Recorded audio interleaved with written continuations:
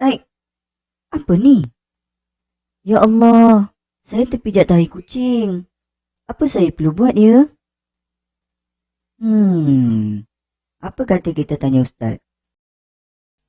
Azab, apa yang awak pijak tadi adalah salah satu daripada najis. Najis ialah semua benda kotor yang menghalang daripada sah solat. Contohnya adalah darah dan tahi. Najis terbahagi kepada 3 bahagian, iaitu najis mukhaffafah, najis mutawassithah dan najis mughallazah. Najis mukhaffafah ialah air kencing kanak-kanak lelaki yang berumur 2 tahun ke bawah yang tidak makan dan minum melainkan susu ibunya sahaja. Ianya juga dikenali sebagai najis yang ringan. Cara menyucikan najis muhaffafah. Pertama, perlu sediakan kain untuk menghilangkan najis. Kedua, hilangkan najis pada tempat yang terkena najis.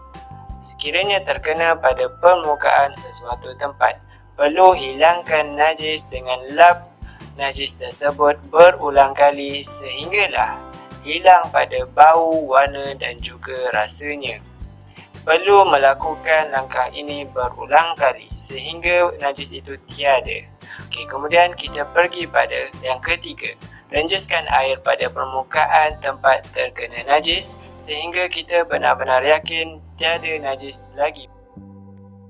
Najis mughallazah ialah anjing, babi dan keturunannya serta segala perkara yang berkaitan dengan keduanya.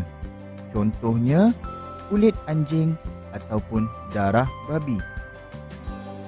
Ianya juga dikategorikan sebagai najis yang berat. Cara menyucikan najis mughallazah. Yang pertama, hilangkan najis yang ada pada tubuh. Kemudian, langkah yang kedua, basuh menggunakan air yang dicampur tanah sebanyak 1 kali basuhan.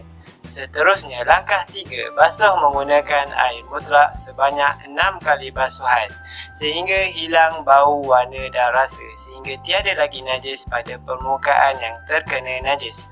Proses membersihkan najis mughallazah ini dinamakan sertu. Najis mutawassithah pula adalah najis selain daripada najis mukhaffafah dan najis mughallazah.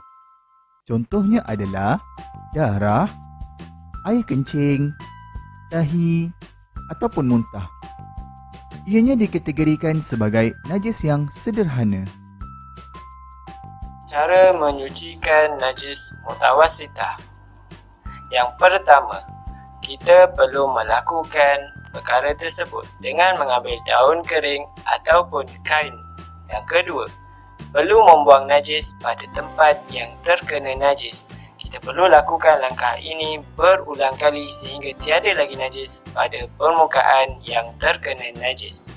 Kemudian, langkah ketiga, kita perlu membasuh permukaan tempat yang terkena najis berulang kali. Kita perlu membasuh permukaan tersebut dengan air mutlak yang bersih sehingga hilang kesannya daripada segi warna, bau dan juga rasa sehingga kita benar-benar yakin bahawa tiada lagi najis pada permukaan yang terkena najis tersebut. Kesimpulannya, kita mestilah menjaga kesucian dan kebersihan dalam semua aspek kehidupan kerana ianya memberi kesan yang positif terhadap diri, agama dan masyarakat. Okey, jadi itu sahaja daripada Ustaz. Assalamualaikum.